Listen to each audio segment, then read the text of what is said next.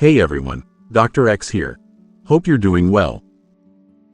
Let me start with a question that every resident eventually faces at 3 a.m. What do you do when a patient keeps grabbing their chest? The ECG is pristine, the troponins are normal, but something in your gut says, this might still be bad. That exact moment, that uncertainty, is why this flowchart exists. Today, together with Dr. Matthew, we're going to walk through the entire clinical pathway step by step, exactly as you see it on the screen, and make sure you never feel helpless in that scenario again. So let's break this down. Hey everyone, I'm Dr. Matthew. Good to see you all. Let's jump right into the first box. We start with chest pain with normal coronaries or low AX probability. And I love that the chart begins here because it looks simple, but it's actually where a lot of misdiagnosis begins. A normal coronary angiogram doesn't magically eliminate danger. That's why the very first real command in the algorithm is to rule out the killers: aortic dissection, PE, tension pneumothorax, esophageal rupture, and cardiac tamponade. Residents often get fooled by normal ECGs and normal troponins, but none of those protect you from a dissection or a PE. If there's even one red flag pointing toward a life-threatening condition, everything stops and we stabilize first.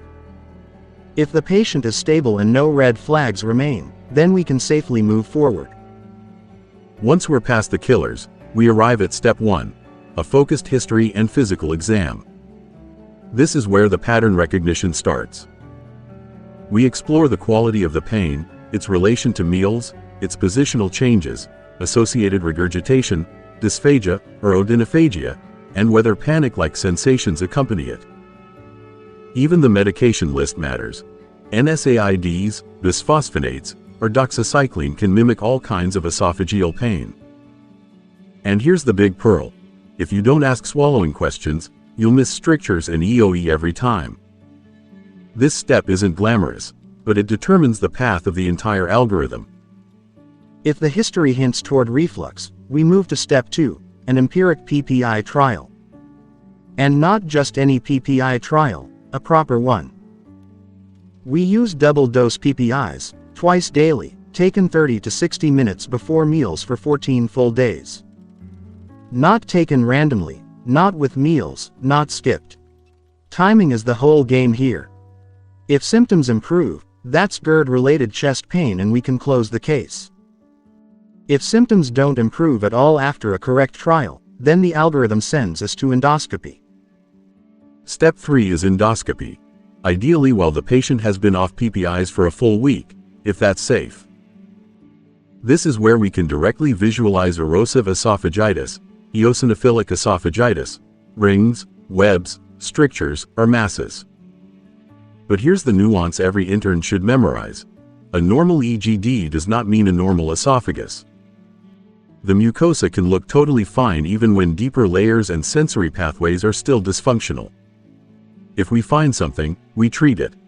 If the endoscopy is normal, we continue searching. Step 4 takes us to ambulatory pH monitoring, usually with a wireless Bravo probe. This step distinguishes true GERD from hypersensitivity and normal physiology. 3 outcomes exist: abnormal acid with symptom correlation, abnormal acid without correlation, or completely normal acid exposure. That middle category, abnormal acid without correlation, is pure hypersensitivity. And we should say this clearly: never perform this test while the patient is on PPIs unless you're doing a specialized on-therapy study. It ruins the data. If the pH study is normal, we advance to motility testing. Step 5 is where we finally get the physiology: high-resolution manometry. This is where we can catch achalasia, distal esophageal spasm, jackhammer esophagus, or EGJ outflow obstruction. And every resident needs to know this.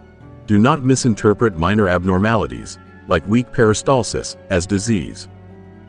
Those are often incidental. Only the major patterns explain the patient's pain. If HERM identifies a major motility disorder, treat it. If it doesn't, the algorithm continues.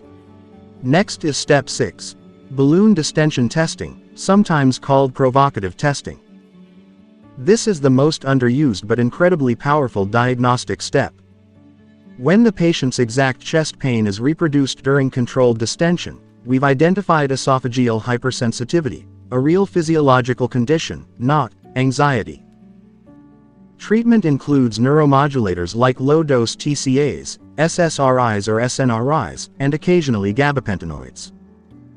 If provocative testing does not reproduce the pain, then only one diagnosis is left. Step 7. Functional chest pain. And please memorize this.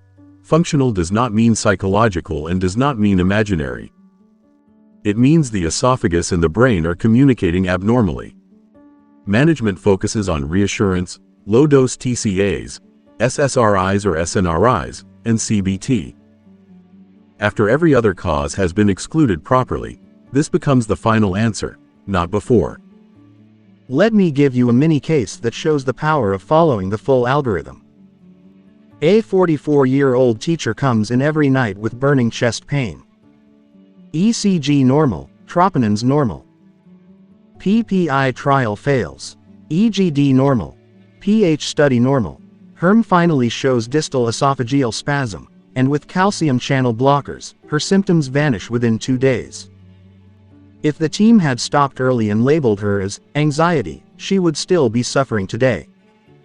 The structure of the flowchart is what saves you. So that's the entire evidence-based pathway.